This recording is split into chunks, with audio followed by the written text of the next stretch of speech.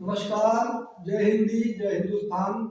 कविता आज तक के चैनल में आज हम सब के सामने प्रस्तुत हो रहे हैं प्रसिद्ध शिक्षाविद,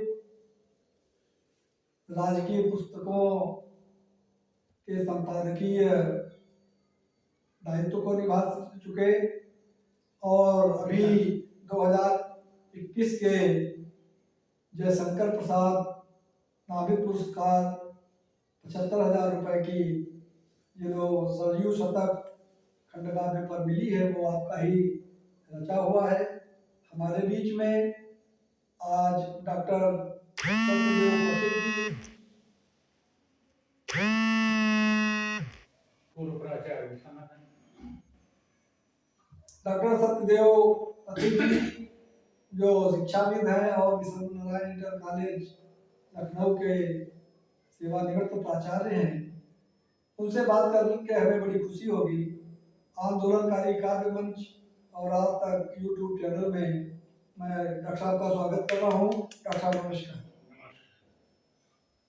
डॉक्टर साहब, कविता आज तक का मतलब है कि कविता का प्रवाह कैसे हुआ और आज तक की कविता की यात्रा, उसको हम संक्षिप्त रूप में आपसे जानना चाहेंगे, क्योंकि बहुत से ऐसे भी लोग टकराते हैं जो कविता लिख तो रहे हैं लेकिन कविता के विषय में जानकारी नहीं है, उनको इतिहास बोध नहीं है।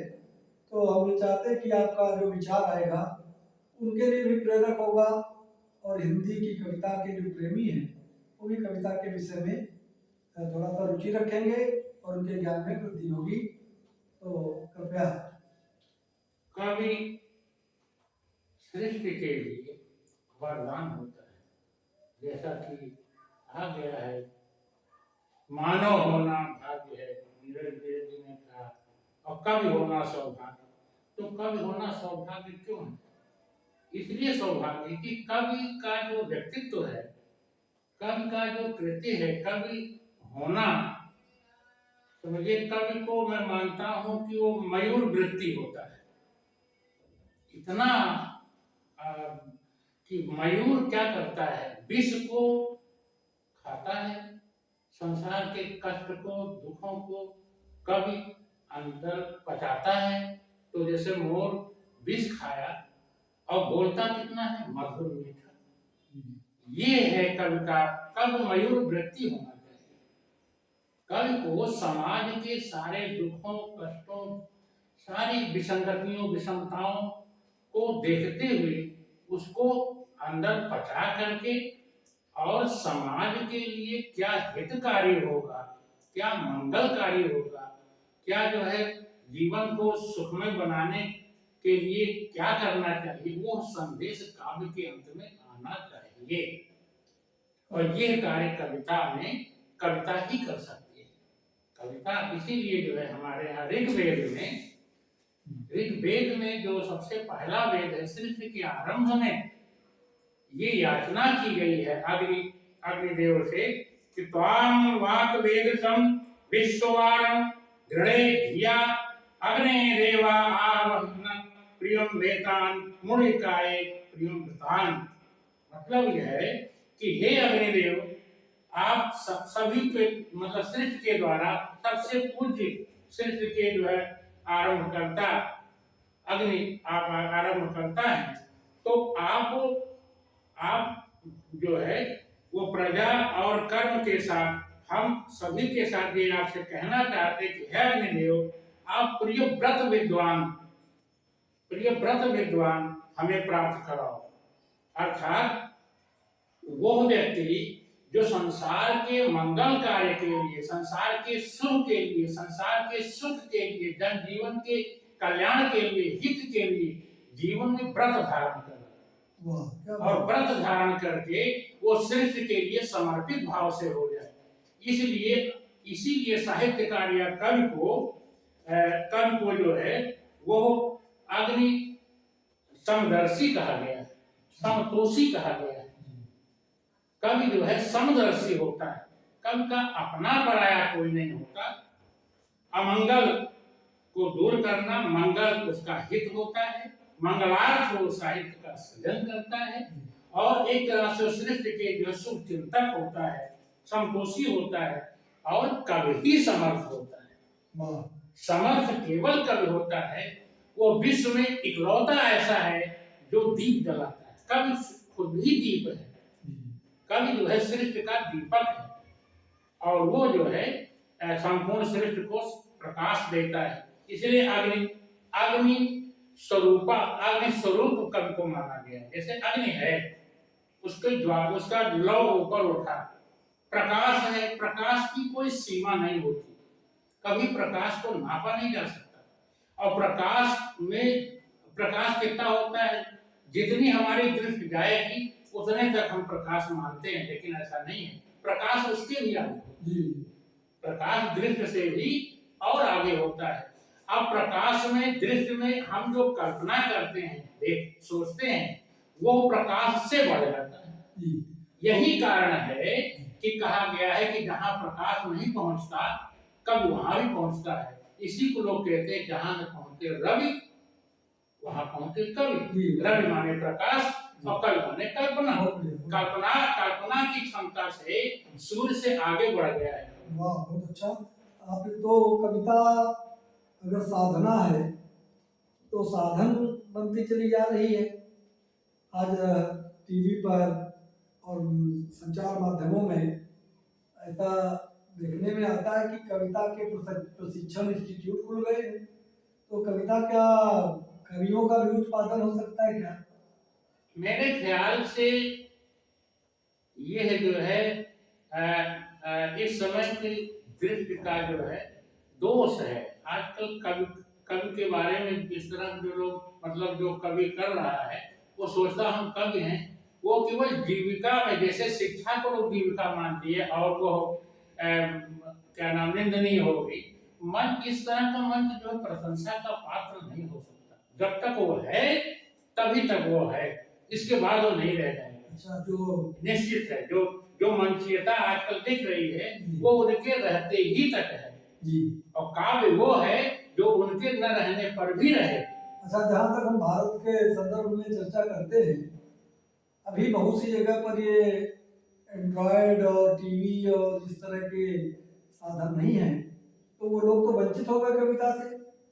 कविता अगर मंच पर भी वो लोग नहीं पहुंच पाते मंच की कविता सुनने के लिए, तो इस स्तर पर क्या उनके जो हमारा श्रोता समाज है, या जैसे भी आपने बताया कि कवि षष्ठी के लिए काम करता है, तो क्या हमारे जो साहित्यकार हैं तो उनको जो बहुत बड़ा वर्ग है समाज का, उसके प्रति अन्याय नहीं कर रहे हैं क्या? नहीं, तो आपके कहने का मतलब है कि काव्य जो है का संकलन, काव्य जो है जनजीवन तक पहुंचे जी, इसके लिए निश्चित रूप से साधन के रूप में जो मुद्रण व्यवस्था है वो तो होना ही चाहिए। हाँ, बहुत अच्छा। मुद्रण होना जी, चाहिए। बिना मुद्रण के, बिना पुस्तक के, बिना पुस्तकालय के जो है वो शाश्वत और चिरंजीवी कैसे हो? जी, जी। तुरंत तो चूंकि आप हिंदी के विद्वान हैं, इसको मैं बड़ी विनम्रता के साथ कहना चाहूँगा कि विगत 2 दशकों में कोई ऐसा ग्रंथ आपकी जानकारी में है जो आप जिसको उद्धृत कर सकते हैं कि ये ग्रंथ पढ़ना कल्याणकारी होगा? मतलब प्रकाशित रचनाओं से आपका मतलब? हाँ जी। तो इस तरह की पुस्तकें देखिए जो हमारे शाश्वत मूल्यों को रेखांकित करती हैं और उसी को दिशा प्रदान करती हैं, पुस्तक तो मैं वो पढ़ता हूँ। सच्चाई तो ये है उन पुस्तकों को पढ़ते हैं जो हमको शाश्वत जो है जीवन दर्शन जिसमें है और जिससे जो है एक दिशा दशा मिलती है। रही बात ये कि वर्तमान में बहुत सी पुस्तकें आ रही हैं, किंतु खेद के साथ कहना पड़ रहा है कि पुस्तकें जो लिखवाई गई हैं शासन द्वारा और शासन द्वारा पालित पोषित हुई हैं वो हमारे इतिहास से किनारे है। वो इतिहास का है ही नहीं। जैसे हमारे भगत सिंह जी हैं, बहुत से हमारे ऐसे लोग, अभी पटेल जी, सुभाष चंद्र, इन लोगों पर जो है उतना प्रकाश क्यों नहीं पड़ा? कहीं न कहीं कुछ तो जो है अभी तक के शासन में जो जो क्या नाम पुस्तक का स्वरूप देने वाले लोग थे, चयन करने वाले थे, पाठ्यक्रम निर्धारण करने वाले थे, इन लोगों ने हमारे मूल जो भारतीय गौरव गरिमा के जो केंद्र बिंदु रहे हैं उन पर कम प्रकाश डाला गया, इसलिए वो पुस्तकें नहीं आई। जी, तो मंच के माध्यम से जो बाजार कविता का फैल गया है ये लोक हित में मुझे लगता नहीं है, क्योंकि कविता जो सुनने आ रहे हैं वो महंगे कवियों को, जो तथाकथित महंगे कवि हैं, उनका संयोजन करना, उनको बुरा पाना आम आदमी के बस का नहीं है। इसका मतलब है कि कविता भी पूंजीपतियों के इर्द गिर्द घूमने लगी है। इसको इस मानसिकता का कैसे क्या इसको मानने में हमें थोड़ा सा भी हिचक नहीं है कि धीरे धीरे जो है कविता भी एक अखाड़ा, एक मंच, एक मंडल, एक जो है पीठ की तरफ चला जाएगा। हर लोगों का टुकड़ों टुकड़ों में पीठ बन रहा है। ऐसा नहीं होना चाहिए, क्योंकि साहित्यकार किसी बंधन किसी भी बंधन के बीच में नहीं रखना चाहिए। न वो क्षेत्रीय होता है, न वो किसी वर्ग विशेष का होता है, न किसी जात विशेष का होता है। साहित्यकार क्योंकि वो पूरा हित करता है, वो जो है कल्याण करता है समाज का, इसलिए वो सबका होना चाहिए। मेरे ख्याल से इसमें जो है सीमांकन नहीं होना। जी, बहुत अच्छा। तो मैं थोड़ा आपसे जुड़ी हुई चर्चा करूंगा, एक दो सवाल। अभी आपकी जो सरयू शतक पुस्तक प्रकाशित हुई है, एक तो मैं चाहूंगा कि बड़ा संक्षिप्त उसका एक वानगी के रूप में 2 अंश पढ़ लीजिए, जिससे कि हमारे श्रोताओं तक वो बात, उसका तथ्य पहुंचे। और क्योंकि शासन ने 75,000 रुपए का पुरस्कार दिया है तो मैं आपको बधाई भी दूंगा। और मैं चाहूंगा कि लोक कल्याण के लिए सरयू माता के ऊपर आपने केंद्रित प्रथम बार ये प्रयास किया है। मेरी जानकारी में ऐसा नहीं आया अभी तक कि किसी ने सरयू मैया पर कोई कविता रची हो। अगर होगी तो मैं उसका खंडन नहीं कर रहा हूँ, लेकिन मैं ये चाहूंगा कि 1-2 अंश जरूर पढ़ दें, जिससे कि हमारे श्रोताओं का कुछ कल्याण हो। सरयू नदी के बारे में हमने यात्राएं भी खूब की हैं, तो उसमें प्रसंग जो है वहां मिला कि सूर्यवंशी राजाओं ने, नृपों ने वशिष्ठ से निवेदन किया कि कोई नदी नहीं है यहाँ स्नान आदि और अपने पूर्व हमारे जो पूर्वज सूर्य हैं उनकी आराधना के लिए एक नदी चाहिए। तब जो है ब्रह्मा के पास ब्रह्मा से निवेदन किया। ब्रह्मा पुत्र है वशिष्ठ, उन्होंने पिताजी से निवेदन किया, तो उसी पर एक छंद है, और ये छंद जो है वो किस विधा का छंद है ये जो है दुर्मिल छंद है। दुर्मिल छंद। पूरा सरयू शतक में सवैया छंद में है। अच्छा। सवैया छंद में मात्रा को गिरा के या उठा के नहीं पढ़ते, बल्कि वो गण विधान होता है। तो गणों के गण जो है, गण को लय खंड कहते हैं, इसलिए सवैया स्वयं लयबद्ध होती है, इसलिए उसमें जो गिरा के उठा के पढ़ने की परंपरा नहीं। अब एक अवतरण पर छंद है कि नृप सूर्य सुवंशज आस लिए कुल पौरी पुरोहित पास गए। नृप सूर्य सुवंशज आस लिए कुल पौरी पुरोहित पास गए। निज शस्त्र धरा पे उतार सभी कर ढोर विनीत विचार दे। नहीं नाथ नदी जल स्नान सुध्यान सुवर्ग प्रदान विधान भये। अभिषि पूरब पावन धार उतार सुअवधपुरी जन धन्य लय। रजोल जी एक प्रसंग बताएंगे। सरयू नदी जहाँ से निकली है, मानसर सर से सरयू, मानसर से निकली तो सर से सरयू, ये सरयू नदी निकली और जहाँ जाकर गंगा में मिलती है तक संपूर्ण जो इसकी जो सरयू की यात्रा है, इस यात्रा में उत्तर साइड में, पूर्व साइड में कोई घाट नहीं है। अच्छा। संपूर्ण नदी की यात्रा में पूर्व साइड में कोई घाट है ही नहीं। सारे के सारे घाट पश्चिम की तरफ से, अयोध्या पश्चिम में है और पूरब में जो सरयू है। तो जब जो है जल चढ़ाएंगे सूर्य को प्रातः क्या काल, बात है, तो वो बहुत पूरब में ही होना चाहिए। बहुत अच्छा। क्या इसलिए दुर्गा जो है बात, सरजू के लिए ही, ये सूर्यवंशियों के लिए ही सरजू आई है। क्या और बात, सूर्य का अर्घ्य जब चढ़ाते हैं तो पश्चिम से होके जब चढ़ाएंगे पूरब तभी में। तो पूरब की तरफ गिरेगा, जी, जी, तो धार में गिरता है। जी, ये इतना लालित्य बोधक प्रसंग है पूरे सरयू नदी का। और सब नदियों में दोनों तरफ घाट होते क्या हैं, बात है। सरयू नदी में पूर्व की तरफ घाट क्यों नहीं, इसका ये प्रसंग है। अब एक जो है चित्रण करते हैं, प्रभु राम अपने चारों भाइयों के साथ जब सरयू तट पर खेलते हैं, जरा देखिए तट शोभा का चित्रण है। तट पर जो है तट शोभा कि कबहू जल कबहू सरयू जल केली करें, चारों भाई कबहू सरयू जल केली करें, कबहू धनु बानहि खेल करें, और कबहू तट घाट ही दौड़ी चढ़े, कबहू जल धार ही देखी डरें, कबहू पितु गोद उमंग बढ़े, और कबहू गल बाह लपेट पड़े, यही भांति सुगंध कलोल करें, लखि दृश्य सभी मन मोद भरे, कबहू जल पात्र भरे पितु के ढिग बैठे सभी पग धोवत हैं।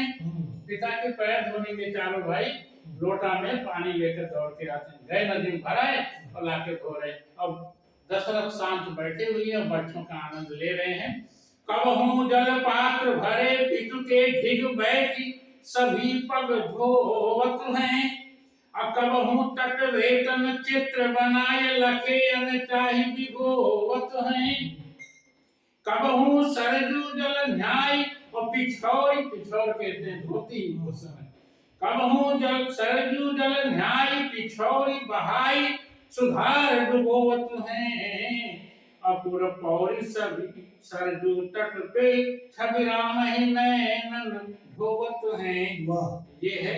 और एक छंद देखिए इसी में है, हमने सरजू शतक में 3 छंद अपने बनाए, सरजू शतक प्रथम, सरजू शतक द्वितीय और पथिक सवरी।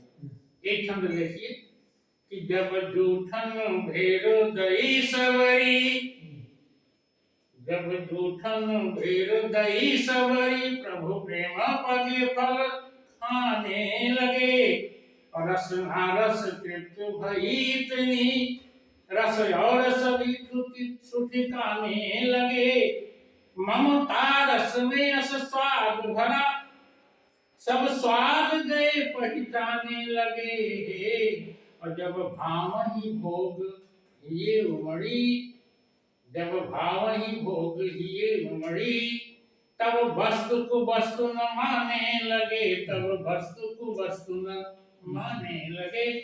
तो डॉक्टर विगंस आपने पढ़े, बहुत अच्छा है। जनता से मैं आग्रह भी करूंगा कि आप इस सब लोग इसका पाठ करें। और 2 छंद संदेश के रूप में इसमें देंगे संदेश।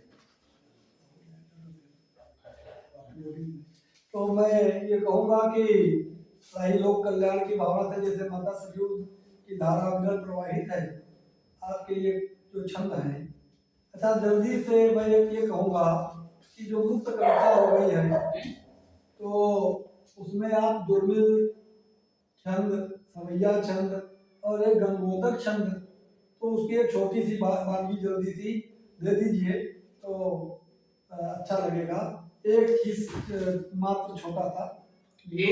एक जो है वो देते हैं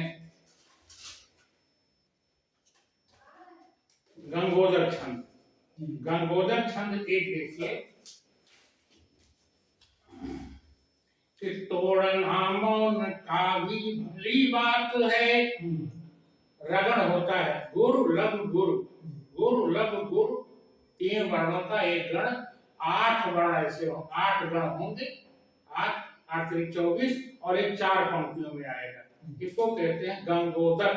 गंगोदक का एक उदाहरण देखिए कि तोड़ना मौन का भी भली बात है, न्याय बाधा कभी जो दिखाई पड़े, छोड़ना मौन का भी भली बात है, न्याय बाधा कभी जो दिखाई पड़े, पास रक्षा से जाना सही बात है, आर्त का नाद जो है सुनाई पड़े, सेंट सौदा नहीं है दया भाव की, सेंट सौदा नहीं है दया भाव की, जाने बूझ के भी ठगाई पड़े, राष्ट्र के यज्ञ में प्रिय का हव्य दो, या कभी शीश की भी कटाई पड़े, या कभी शीश की भी कटाई ही पड़े। बहुत अच्छा डॉक्टर साहब। तो ये देखिए नए नए छंद, नए नए मात्रिक और वाणिक छंद,